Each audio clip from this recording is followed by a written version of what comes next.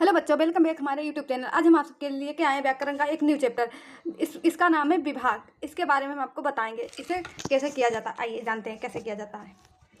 शब्द दो या दो से अधिक अक्षरों का योग जो सार्थक हो उसे सार्थक शब्द कहते हैं। दो शब्द दो प्रकार के होते हैं, मतलब ये शब्द जो है दो शब्द विभाग में जो है सब दो प्रकार, सार्थक शब्द, निरसार्थक शब्द जिसका कुछ अर्थ हो, जैसे जल रोटी।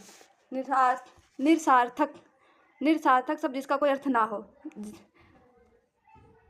एलबोटी, एलबोटी इसका कोई अर्थ नहीं है। एलबोटी, जल रोटी का अर्थ है खाने वाली, और एलबोटी का अर्थ है पता नहीं क्या होता है, तो फिर इसका कोई अर्थ ही नहीं होता। तो किसी को भी नहीं पता होगा इसका अर्थ क्या होता, तो पता नहीं क्या होता है। व्याकरण के विचार के शब्दों के भेद, मतलब इसके भेद। आइए जानते हैं। विकार शब्द वह शब्द जो लिंग, वचन, कारक आदि के अनुसार अपना रूप बदलते हैं, विकार शब्द कहलाते हैं। जैसे गाय, घोड़ा, सुंदर आदि। मतलब विकार वो हैं जो अपने मतलब जिस लिंग में होंगे वो लिंग परिवर्तन, मतलब लिंग, वचन, कारक किसी में होंगे वो बदल जाएगा इसके हिसाब से। अगर लिंग में होगा तो लिंग के हिसाब से होगा, वचन में होगा तो वचन के हिसाब से, कारक में होगा तो कारक के हिसाब से होगा। तो इसमें अपना अनुसार अपने अनुसार रूप बदल जाते हैं।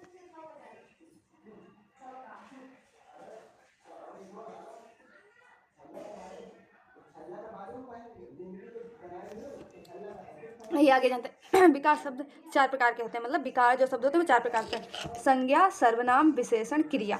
ये हमको इंग्लिश में बोलते हैं, इस इंग्लिश में भी आते हैं। संज्ञा आती है, सर्वनाम भी आता है, विशेषण भी आता है, क्रिया भी आती है।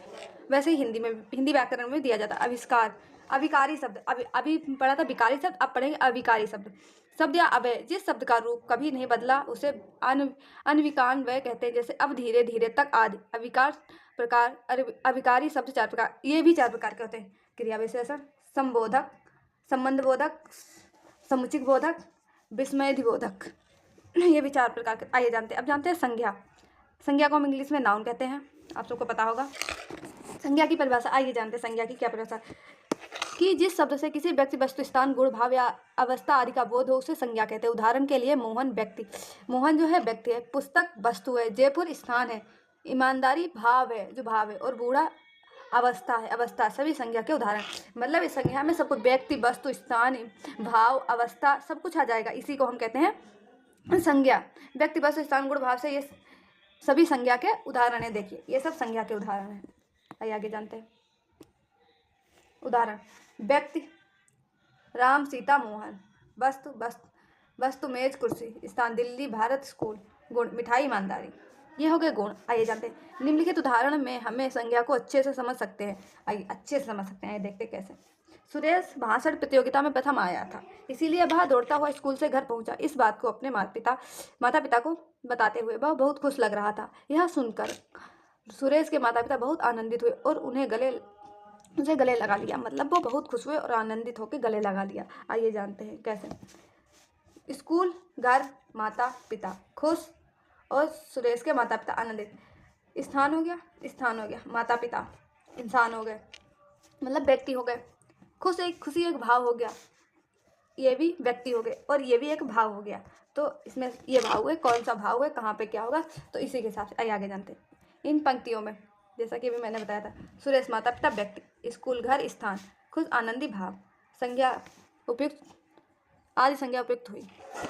संज्ञा के मुख्य तीन भेद होते हैं, जातिवाचक संख्या, व्यक्तिवाचक संख्या, भाववाचक संख्या। परंतु अंग्रेजी व्याकरण के प्रभाव के कारण कुछ विद्वानों ने दो भेद और मानते हुए समुदायवाचक या समूहवाचक संज्ञा, द्रव्यवाचक संज्ञा, अंत वर्तमान में संज्ञा के 5 भेद करते हैं। मतलब पहले जो थे 3 भेद थे, अब कुछ अंग्रेजी भाषा के हिसाब से संज्ञा के 5 भेद कर दिए गए, जो आपको हमने भी बताया। समुदायवाचक, संज्ञावाचक, दिव्यवाचक। वर्तमान में संज्ञा के 5 भेद हैं, और दिव्यवाचक।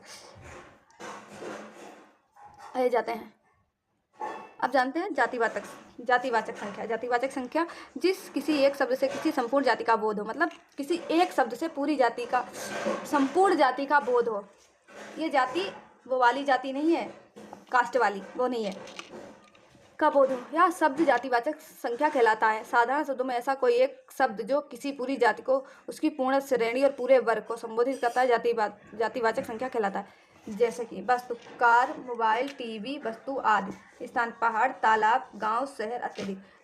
प्राणी, पुरुष, स्त्री, गाय, शेर, अत्यधिक। जातिवाचक संख्या के उदाहरण, गाय एक बहुत ही उपयोगी पशु है, मतलब गाय जो है अपनी जाति की है, तो वह बहुत ही उपयोगी पशु। और आज की स्त्रियां पुरुष के साथ कंधे से कंधा मिलाकर चल रही, मतलब ये स्त्री जाति हो गई।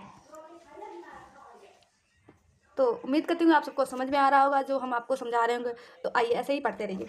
अब आइए व्यक्तिवाचक संख्या। जिस शब्द के किसी विशेष व्यक्ति, विशेष स्थान और विशेष वस्तु के नाम का बोध होता है वह शब्द व्यक्तिवाचक संख्या कहलाता है। उदाहरण शब्दों, साधारण शब्दों में कोई भी ऐसा व्यक्ति, स्थान या वस्तु जो विशेष महत्व रखता है वह व्यक्तिवाचक संख्या शब्द के अंतर्गत आता है। मतलब जो भी विशेष महत्व रखता है वह व्यक्तिवाचक संख्या के अंतर्गत आता है। आइए जानते हैं। देखिए, विशेष मतलब बहुत ही, मतलब जैसे विशेष लोग, जैसे हम आपको बता सकते हैं कि मतलब विशेष लोग जिनका, आइए ऐसे नहीं, आपको व्यक्ति भगत सिंह, मतलब ये एक वो थे विशेष, और ये इनका नाम, मतलब नाम तो सबके, पर इन्होंने जो काम किए इन्हें वो विशेष बनाते हैं। ऐसे ही महात्मा गांधी ने, इनका नाम महात्मा गांधी है, पर इनने जो काम किए उसके कारण इनका नाम जो है विशेष में आता है।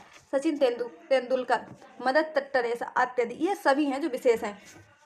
स्थान, दिल्ली, गोवा, मुंबई, जयपुर, शिमला अत्यधिक। इमारत का नाम, ताजमहल, लाल किला, हवा महल अत्यधिक। आइए आगे जानते हैं। उम्मीद करती हूँ आप सबको समझ में आ रहा होगा। तो आइए इसी के साथ आगे भाववाचक संख्या। अब हम लास्ट और भाववाचक संख्या पढ़ेंगे। जो शब्द किसी वस्तु या स्थान के गुण, कर्म, दशा, अवस्था, भाव आदि का बोध कराएं वह शब्द भाववाचक संख्या कहलाते हैं। साधारण शब्दों में भाववाचक संख्या का संबंध हमारे भावों से होता है। ये अमूर्त अर्थात केवल अनुभव किए जाने वाले शब्द होते हैं। इसमें हमारी भावनाएं प्रमुख होती हैं, मतलब इसमें जो हमारे भाव होते हैं वही इंपॉर्टेंट होते हैं, इसीलिए इसे भाववाचक संख्या कहते हैं। जैसे हम अपने भाव प्रकट नहीं, हमारे भाव जो हैं हम सिर्फ बता सकते हैं पर हम दिखा नहीं सकते, महसूस कर सकते हैं पर हम जता नहीं सकते, तो ये होते हैं। आइए जानते हैं। भाव जो होते हैं खुशी, क्रोध, रोना और महसूस करना, ये सब होते हैं हमारे भाव। खुशी, क्रोध, दुख, अत्यधिक, ये सब हमारे भाव होते हैं। दशा, भूख, प्यास, गरीबी, अत्यधिक, ये भी हमारी भाव होते हैं। अवस्था, गरीबी तो हम सबको दिखा भी सकते हैं, प्यास हम नहीं दिखा सकते, भूख नहीं दिखा सकते, और जहाँ तक तो गरीबी भी नहीं दिखा सकते। क्यों? अवस्था, बुढ़ापा, जवानी, बचपन, अत्यधिक। गुण, मिठाई, सुंदरता, कोमलता, कठोरता, ये हमारे जो है भाव, दशा, अवस्था, गुण, ये हो गए। आइए आगे जानते हैं।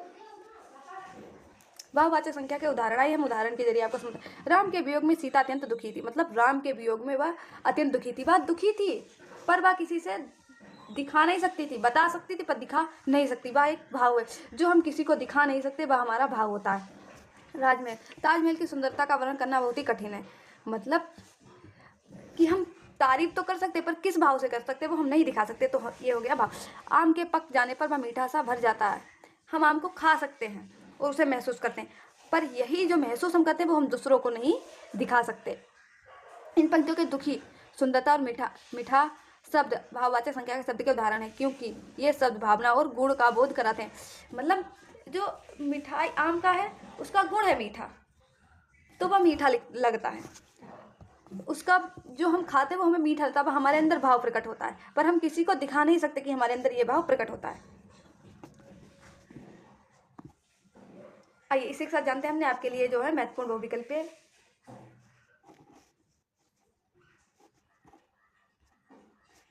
आगे हम आपको बहुविकल्पीय क्वेश्चन कराएंगे, तो तब तक लिए जुड़े रहिए। आगे हम आप सबके लिए लेके आएंगे एक इंपॉर्टेंट सा चैप्टर, और इसी पाठ व्याकरण का आगे का होगा लिंग। हम आपको लिंग चैप्टर पढ़ाएंगे, तब तक के लिए जुड़े रहिए AR कोचिंग के साथ। और उम्मीद करती हूँ कि आप सबको अच्छा लगा होगा और समझ में भी आएगा। तो अपना ख्याल रखिए और अच्छे से पढ़ते रहिए। धन्यवाद।